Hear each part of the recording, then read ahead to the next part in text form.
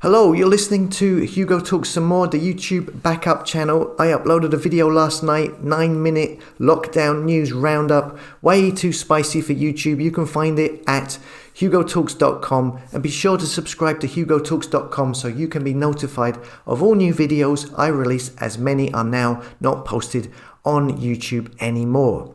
Okay, so now you've heard me talk about the digital ID, the freedom passports that the governments around the world are trying to impose on people, to allow them to go to shopping centres, to go and sit outside at pubs. At the moment, they are pushing people in the UK to get the track and trace app, and I have said that these apps will be updated in the future and possibly will become vaccine passports, and how these governments around the world are following the Chinese model of social credit systems being tied to these apps, as well as your digital identity, your financial transactions, and your ability to use services and enter other people's premises, and being monitored 24 hours a day, 7 days a week. I've talked about this a lot, and I've mentioned the carbon zero outlook that the elites are obsessed with, and how they will eventually want to tie all of this together in with this system.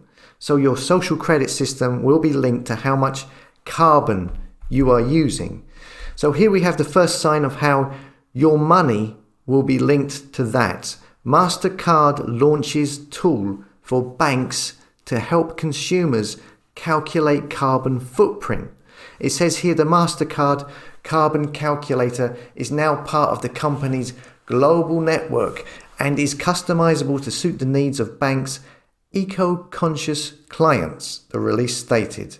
New Mastercard research showed that sustainability is on the minds of people post-pandemic. Really? Is it on your mind? Are you eco-conscious? Do you consider your carbon footprint every time you buy stuff? Do you? Is sustainability really on the mind of all of you people out there post-pandemic?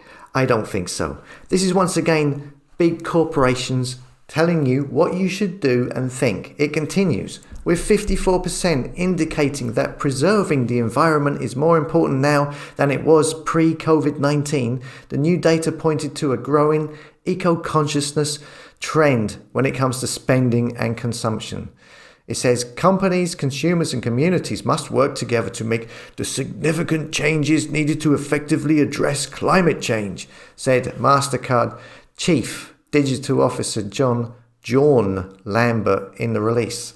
Lambert added that the Mastercard carbon calculator gives people the necessary data to make informed spending and shopping decisions.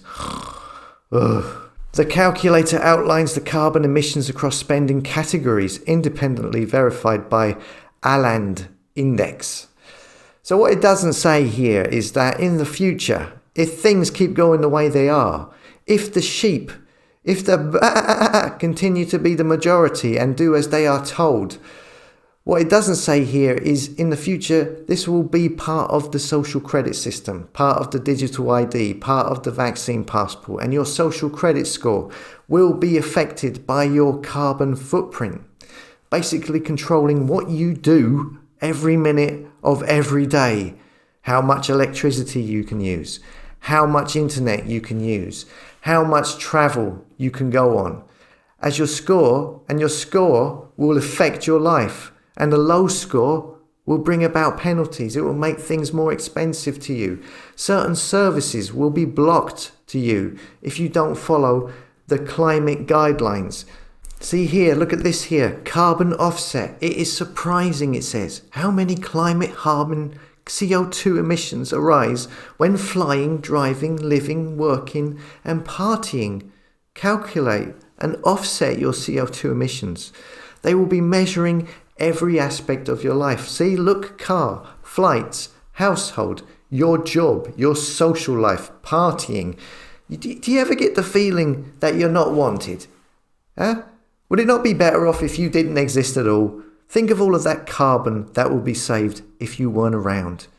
So, look, anyway, look, that is what is planned. That will be brought into this whole system, the social credit system, if they get their way, if people don't wake up and reject this en masse. Me, I'm not having any of it. I don't care. I'll go and live in the woods. I'll go live up a tree somewhere in some kind of parallel society, and I'll barter using vegetables or whatever. Nope, this is not for me. As always, thanks for listening. Come and subscribe to the tribe at hugotalks.com and join a community of like-minded souls, a support network where you can find other people who have not been turned into mainstream media zombies, who are not walking around under some kind of weird spell, a place where you will not be censored for having an opinion. See you later.